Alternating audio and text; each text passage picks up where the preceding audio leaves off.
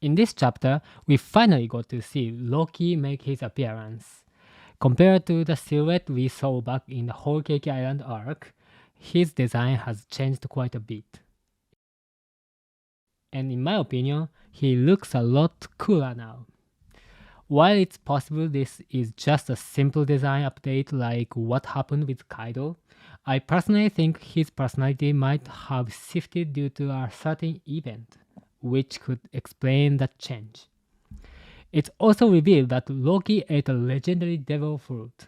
Yeah, I have a theory about which one, so make sure to watch this video until the end to find out.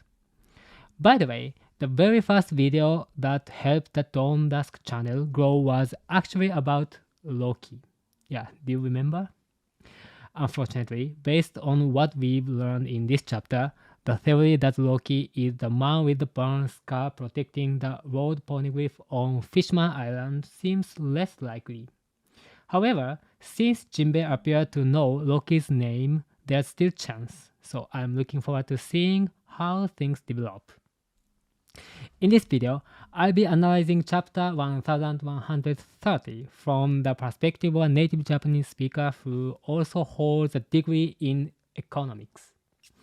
Additionally, I'll soon be releasing a free article available to non-members as well that includes translation of the all dialogue in the chapter 1130 along with Japanese language explanations. So don't forget to check my pages for update. Now let's dive right in. On the Great A Week, it seems Robin and the others were reading the World Economic Journal.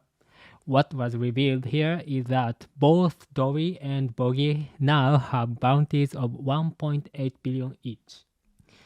Combined, their bounties total 3.6 billion, which surpass Luffy's bounty of 3 billion.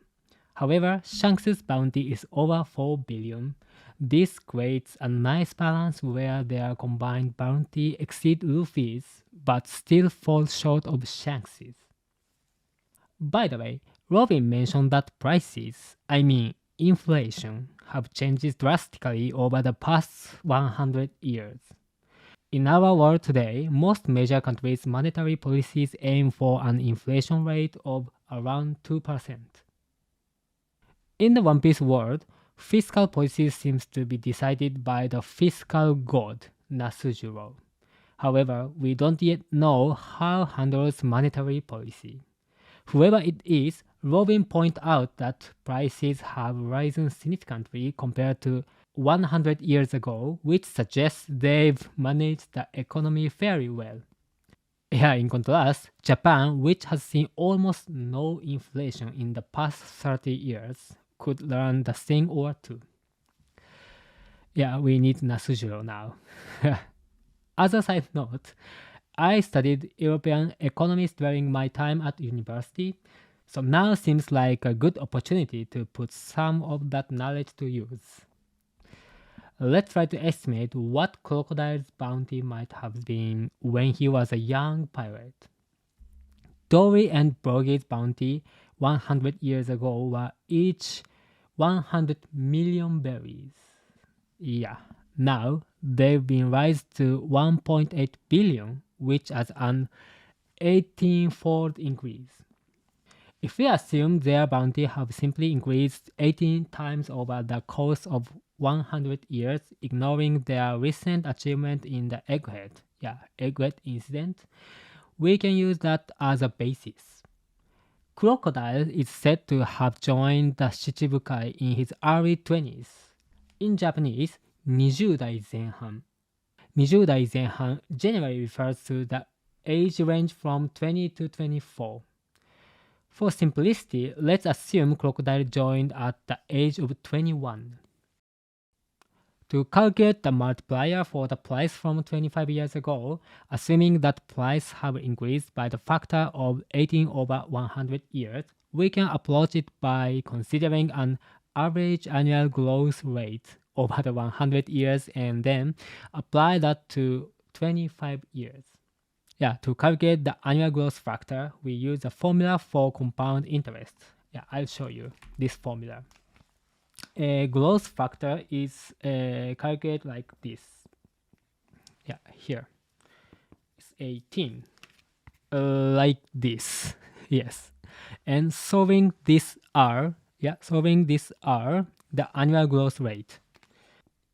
And -1 here, like this. Once we find this R, we can calculate the multiplier over 25 years using the same formula. Yeah.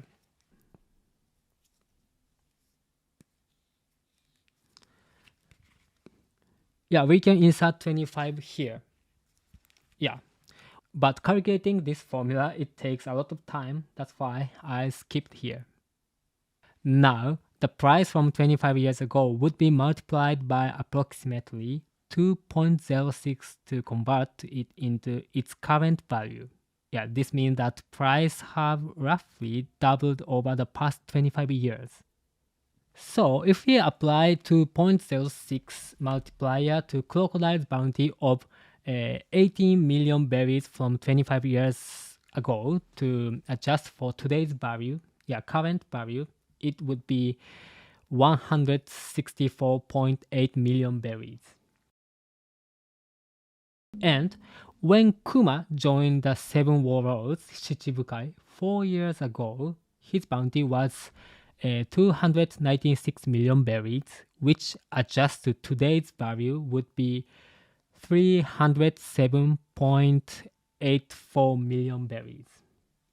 And Doflamingo, who joined 10 years ago, had a bounty of 340 million berries, which would now be 440.8 million berries. Considering that Crocodile joined Shichibukai at a much younger age than others, I don't think he pales in comparison. In fact, when adjusted for today's value, Crocodile's bounty seems quite reasonable for Shichibukai. Of course, this is a simple calculation and inflation involves many different factors. Yeah, so take it with a grain of salt. For reference, the average bounty in Japan in 1920 ranged from 50 yen to 500 yen, while in 2020 it ranged from 1 million to 10 million yen. This means that bounties are increased by 20,000 times over the past 100 years. Now, let's get back to the newspaper. Based on Jinbei's comment, we know that the article was published by World Economic Journal.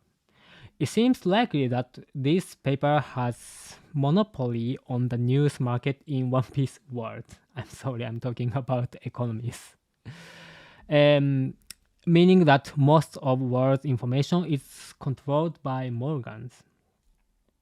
Interestingly, one of the underworld emperors, Umit, who attended the tea party with Morgans, is revealed to be the king of the shipping industry in the One Piece world. I think he also has connection to the world government. I made some intriguing speculation about this in the latest video on the Dawn Dusk channel, so if you have time, check it out. Shanks might be involved as well.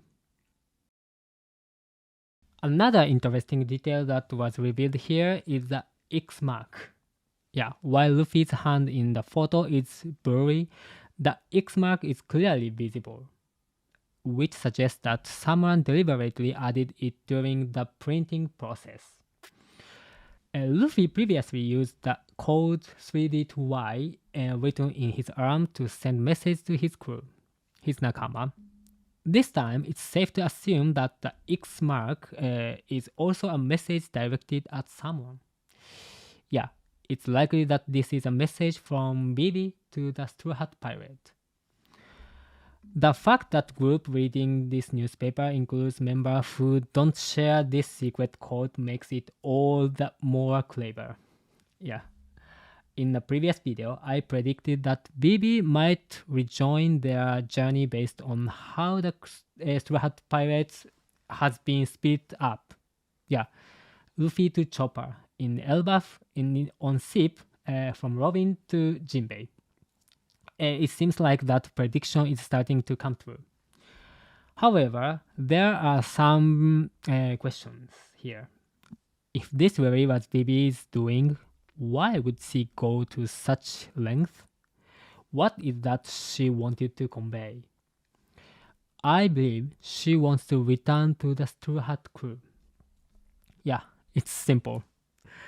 I've been puzzled by the way Vivi has been constantly defying Morgans, despite the fact that he's given her refuge. Of course, Vivi has always been portrayed as a strong-willed and independent princess, so this makes sense. But I think Oda Sensei has a deeper intention here. Since she can't return to her kingdom, Alabasta, right now, the only option left for her is to reunite with the Straw Hat crew. Yeah, her second family.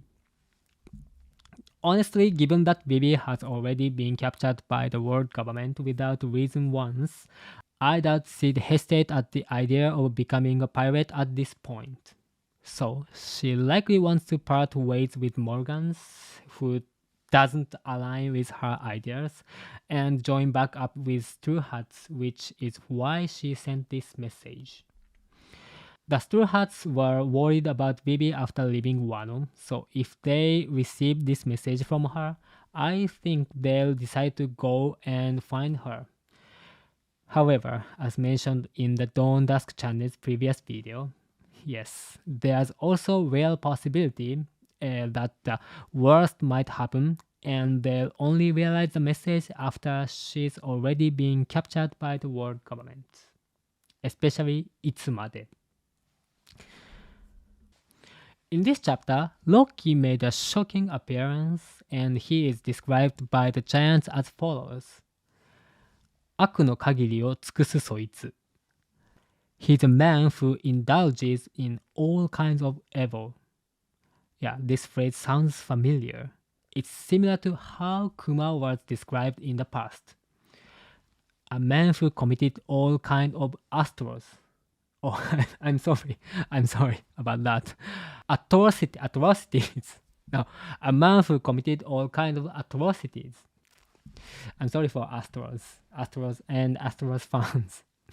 Yeah, back then, Kuma certainly lived up to description, liberating overwhelming despair to the Straw Hat crew.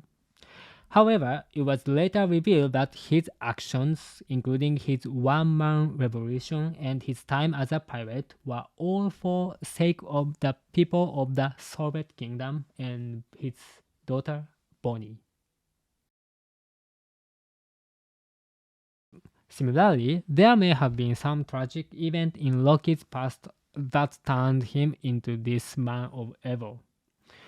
In fact, when Loki first met Lola, he was celebrated by the other giants, and his image was quite different from how he is now.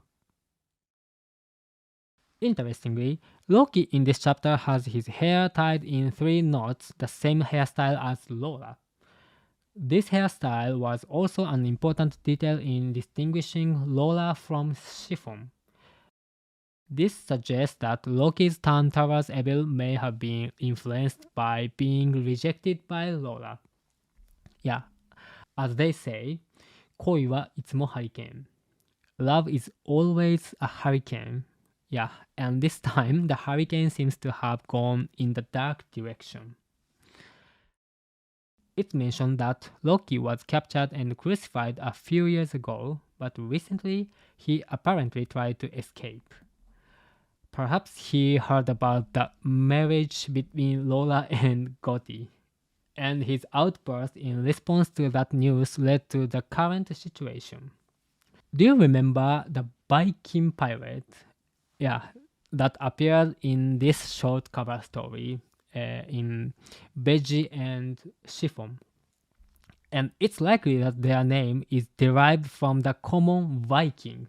Yeah, Viking pirate and Viking. This theme used for giants. Viking. It's possible that this pirate crew is made up of Loki's followers, and they might have been the ones who informed him about Lola and Gotti's wedding. By the way, it seems that one of the people who subdued Loki when he tried to escape was none other than Hyrudim. Carsey had this to say about Hyrudim. あれも一応王の子だ。乱暴なクソガキだったかな。He's technically a prince too, though he was a rough little brat. We don't know the full meaning behind this statement, but it likely suggests that Hyrudim is a child that Harald had with another woman. Alternatively, there's a possibility that Hyrudim was raised as Harald's adopted son. In this chapter, we also saw Goldberg and girls appear. It seems they were on their way to meet Rod.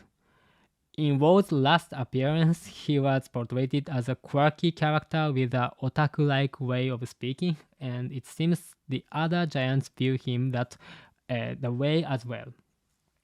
When Girth mentioned he doesn't like him, Goldberg replied, そんなこと言うと、ロードが喜ぶでしゅよ. Saying that will just make Rod happy, you know. Yeah, in this previous appearance, instead of getting mad at Luffy and the others for wrecking his castle, Rod was actually thrilled and treating it like some RPG storyline. Honestly, he might have a bit of masochistic side. And speaking of which, Sanji, seeing Girth, was probably already daydreaming about getting stomped by her over and over. I mean, he'd get a glimpse of her panties and get stepped on. Yeah, that's like the ultimate reward on his book. By the way, Goldberg's speech is kind of cute. He replaced desu with deshu, which is often used as baby talk in Japanese. 僕はゴールドバーグでしゅ kind of like this. It seems that the residents of Elbaph are quite a unique bunch. And in this chapter, it revealed that Loki killed his own father, Harald, and consumed a legendary devil fruit. What do you all think this legendary fruit, passed down in Elbaph's royal family, could be? At the moment, here's my personal theory. Given that Loki refers to himself as the sun god, and the fact that the primary deity worshipped in Elbaph is the sun god Nika, it's possible that this devil fruit is closely related to that concept. What I'm currently leaning towards is the Hito Hito no Mi model Lunarium. Yeah, Lunaria in Japanese. The Lunarians are a race that can keep flames burning on their backs as long as they are alive, which perfectly symbolizes that sun. In a broadcast, Vegapunk once described the mother flame as getting too close to the sun, implying that the mother flame might literally be a source of continuous flame. Lilith even mentioned if we had an eternal flame, we could create a sun. So in the world of One Piece, the eternal flame and the sun seem to be treated as equal entities, which suggests that the Lunarian might have once been revealed as sun gods. This could also explain why they lived in the God's land, in Japanese, Kami no Kuni, atop the Red Line. Yeah, one important aspect of Ragnarok in Norse mythology is the world being consumed by fire. According to the myth, the fire giant Surtur plays a key role in the destruction. Wielding a flame sword, Surtur battles the gods and then sets the world ablaze, burning everything to ashes. Afterward, it's said that the world sinks into the sea. If Loki in One Piece has gained the power to manipulate fire in a similar way, it would make sense why the giant has said, if Loki is unleashed, the world will be destroyed. Additionally, the tattoos on Loki's arms seems to vaguely hint at the black wings of the Lunarians.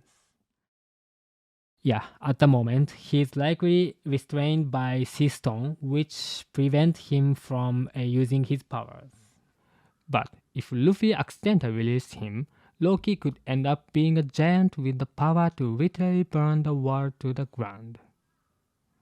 At the end of the chapter, we were shown a panoramic view of Elbaph. A massive tree resembling Yggdrasil from Norse mythology towers over everything. It's far bigger than the castle where Luffy and his crew were prisoned by Rhodes, and it gives off a similar impression to the legendary treasure tree Adam. Yeah, which Frankie once hinted at. Frankie once said like this. たとえ島に住む人間が砲弾の降り注ぐ戦争を始めようが、ものともせず立ち続ける巨大な木。A gigantic tree that stands firm no matter if the people living on the island begin a war and bombard it with a cannon fire.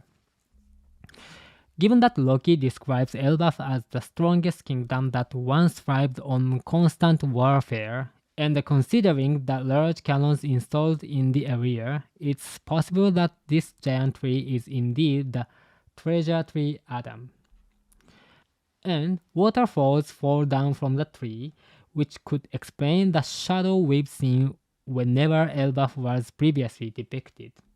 And the tree even stretches all the way up into the clouds, and as I've mentioned in previous videos, it could mean that there's a hidden route from Elbaph to Sky Island. Since the waterfalls are flowing from high above, it might be fun to imagine that this water originates from Sky Island's sea clouds. Yes, if that's the case, it would explain that Robin said. The plants and animals on the Sky Island grew larger due to the pyro blowing in the sea clouds, or island clouds, which might have flowed down to Elbaph. This would not only explain the size of the tree but also why both people and creatures of Elbaph has grown so huge. Additionally, the base of the giant tree is surrounded by mountains, revealing just how massive the island of Warland is. Yeah, now we may need to completely revise the world map we saw when the crew left Wano, considering that Warland appears to be a much larger than Egghead. But I should stop here. If I keep talking about size comparisons, I'm gonna woke up the size scaling haters here from their slumber. So I'll just stop here but before they come after me. One more thing I want to mention is the shadow we can see halfway up this enormous tree.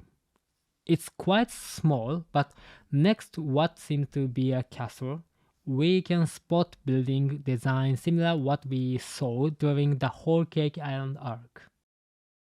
The architecture style of the roof reflects elements commonly associated with Norwegian or Viking-style structures, emphasizing practicality in cold climates and unique cultural aesthetic.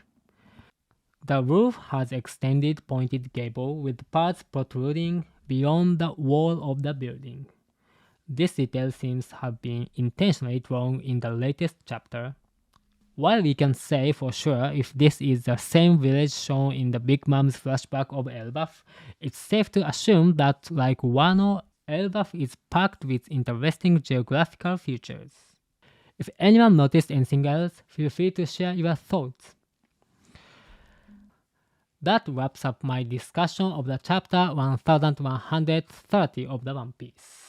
Yeah, there are still plenty of details I want to dive deeper into, and some fascinating nuances in the Japanese translation that I couldn't fully cover here.